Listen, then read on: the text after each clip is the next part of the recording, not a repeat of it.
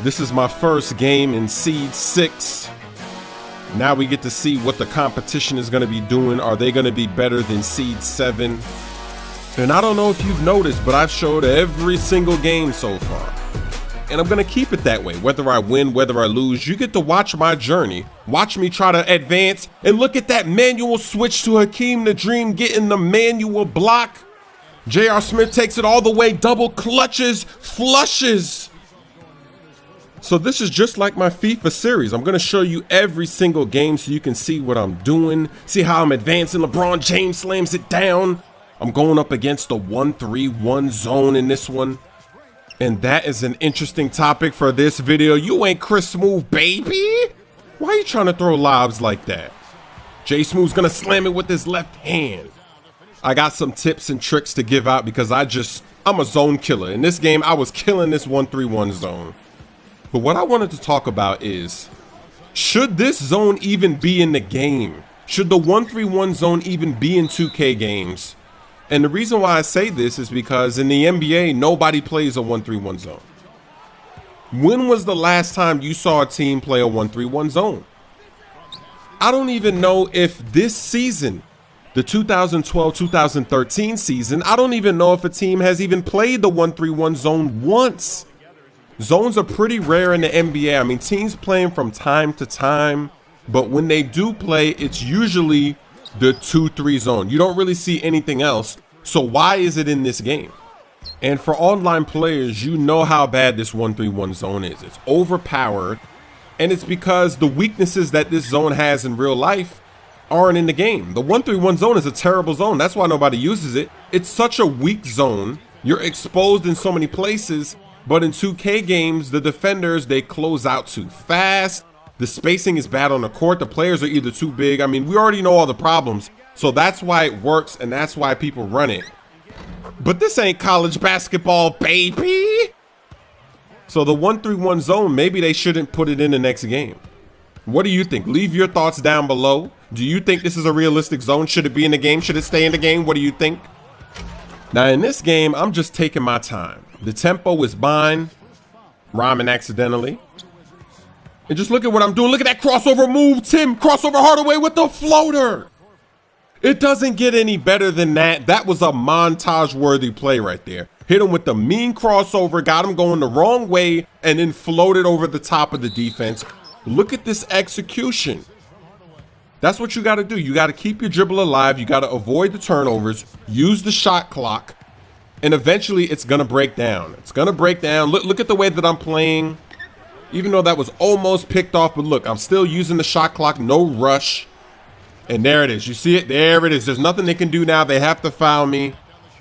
That's what you got to do. You got to slowly work your way around the zone. There's lots of different ways to beat it.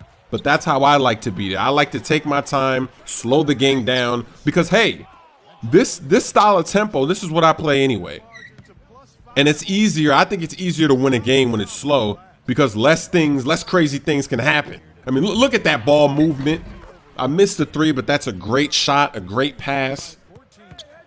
I'm really surprised that this guy didn't switch away from the zone because I'm doing so well. Why doesn't he realize that this zone is not going to do anything to me?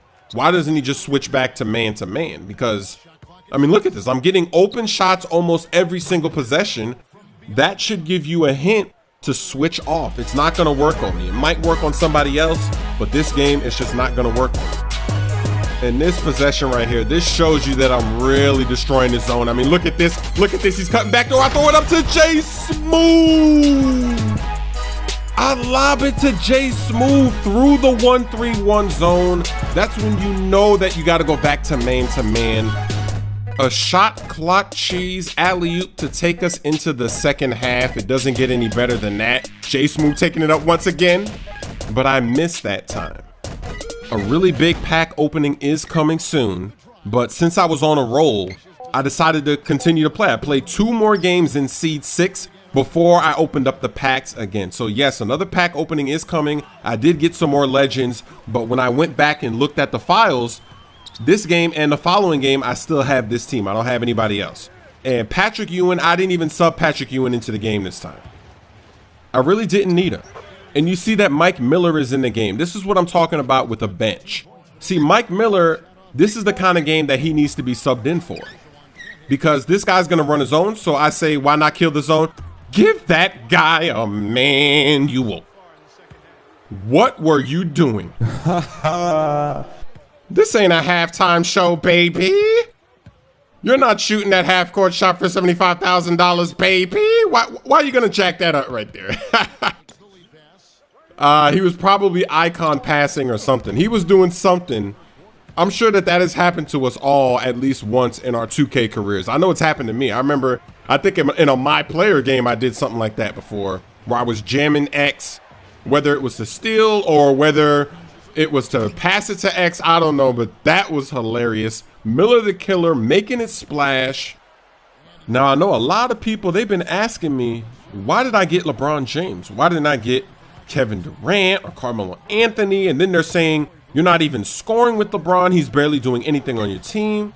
Like right there, I had a wide open three, but I don't need the three. I don't need to shoot a three with LeBron. And my team, it doesn't matter who scores. That's why LeBron doesn't score 30 points every game, because it doesn't matter who scores. I can score with anybody. But LeBron, he plays such good defense. He gets so many rebounds. He's such a good passer. And I'm throwing up the lob. What is Tim Hardaway doing? You ain't Vince Carter, baby. You ain't Vince Carter, Tracy McGrady in the All-Star game, baby. Why are you trying to open to yourself? Splash. And that's why I still have J.R. Smith on my team. A lot of people are like, oh, you should get rid of LeBron and then get a better shooting guard, or put LeBron at shooting guard, move Jay Smooth to small forward, get rid of J.R. Smith, bring him off the bench. Nah, that's why I'm the coach of this team and not you. I mean, look at how we're playing. Now check out how I beat the zone in this one. This is something I haven't been doing all game, but Mike Miller is wide open.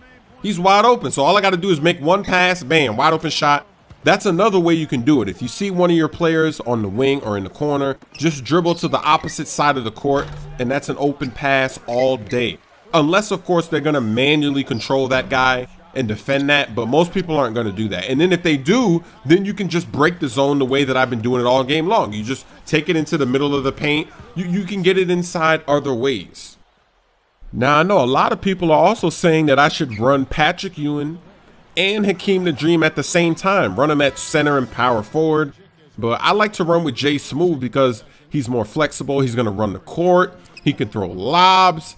He's more lightweight. I mean, there it goes again. You see J.R. Smith wide open in the corner? See how easy this 1-3-1 zone is to defeat? All you got to do is just take your time, make the right pass, and avoid the turnovers. If you avoid the turnovers, you'll beat it every time. Look at that. Mike Miller's wide open again. Miller, the killer, splash. So that lineup that a lot of people want to see, the two centers, Patrick Ewing, Hakeem the Dream, the stuff like that. Look at that. Another floater. Tim Hardaway is a beast. I'm pulling floaters. I'm doing everything. I'm popping threes, throwing lobs, pulling floaters, crossover moves. Oh, he strips me. But that lineup with the two centers, I mean, that is something that I will be doing in future videos. I'm not going to spoil it, but I do have lineups like that. I'm going to have all kinds of lineups, and that's what my team is all about. It's about the lineups. So as I advance seed to seed, you're going to see my lineup evolve. It's going to get better and better and better. The people that I play are going to get better and better and better. This series is really going to get interesting. Right now, we're only at the start. It's only the 6th seed, but it's really going to get interesting. Remember, I'm showing every single game my road there. I'm not skipping any games. You're going to see all of it. Wins, losses. So stay tuned.